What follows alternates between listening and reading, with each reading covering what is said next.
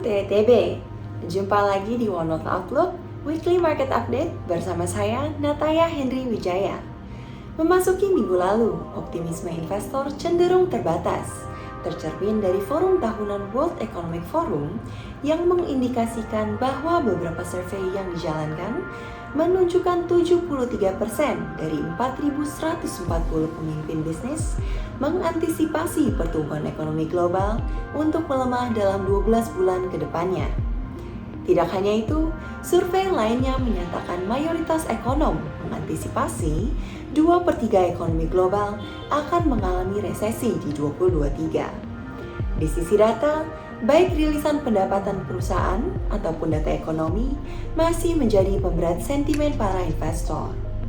Goldman Sachs melaporkan earning miss terburuknya dalam satu dekade terakhir, dan penjualan retail Amerika Serikat turun 1,1% month on month di bulan Desember, yang sekaligus menandakan penurunan terbesar sejak Desember 2021. Tidak berhenti di situ, terlepas dari angka inflasi baik CPI, indeks harga konsumen, ataupun PPI, indeks harga produsen yang sudah dalam tren penurunan, tampaknya tingkat inflasi bulan Desember di 6,5% dan 6,2% secara year on year belum mampu untuk memudarkan sentimen hawkish the Fed. Beberapa gubernur The Fed, termasuk Wakil Ketua Fed Lael Brainard dan Susan Collins dari Fed Boston, kembali menekankan kebijakan moneter yang cukup restriktif. Menambah berita suram, gelombang PHK telah melanda Amerika Serikat.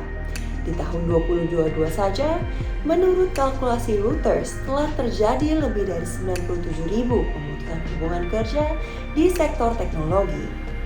Sementara itu, di pasar obligasi Amerika Serikat, walau sempat dibuka di level 3,73% pada awal tahun, pada penutupan minggu lalu, imbal hasil berhasil turun cukup signifikan ke level 3,47%, yang juga mengindikasikan terjadinya kenaikan harga. Berbeda dengan pasar Amerika Serikat, China mendapatkan angin segar dari reopening play dan pelonggaran regulasi terkait COVID-19. Pasar saham Cina berhasil untuk melonjak 2,62% ke level 4181.53 dikarenakan arus dana asing yang kian meningkatkan pembelian di pasar Cina.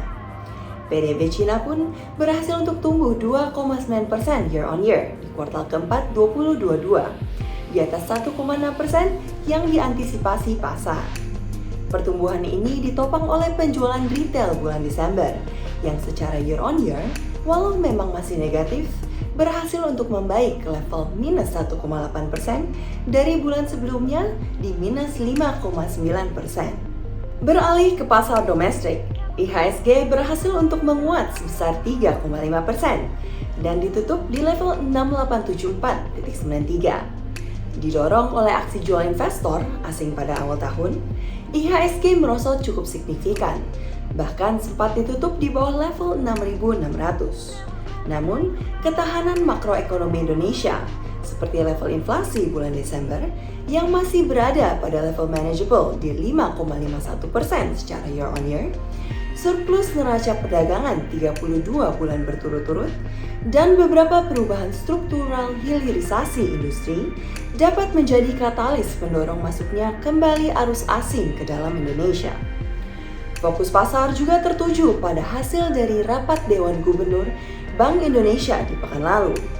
Sejalan dengan antisipasi pasar, Bank Indonesia meningkatkan suku bunga acuannya sebesar 25 basis point menjadi 5,75%. Gubernur Peri Warjio pun mengindikasikan bahwa Bank Sentral mungkin telah berada di penghujung siklus pengetatan kebijakan moneternya saat ini.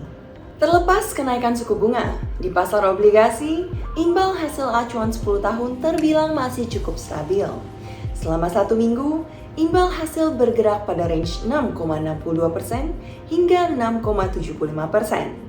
Terhadap nilai tukar, di tengah melemahnya indeks dolar DXY ke level 101,9, rupiah berhasil untuk menguat ke level 14.888 per dolar pada 24 Januari. Apresiasi yang cukup signifikan ini ditopang oleh beberapa hal, termasuk spekulasi terkait potensi The Fed yang diperkirakan akan lebih dovish pada pertemuan 1 Februari mendatang, dan suku bunga The Fed yang hampir memuncak. Sekian informasi dan analisa kali ini. Untuk mendapatkan update terkait pasar terkini, silakan mengakses weekly market journal kami melalui link berikut. Dan jangan lupa untuk memfollow kami dengan cara mengklik tombol subscribe. Saya Nata Hendry Wijaya, nantikan One Wealth Outlook berikutnya di minggu depan. Salam TAETB.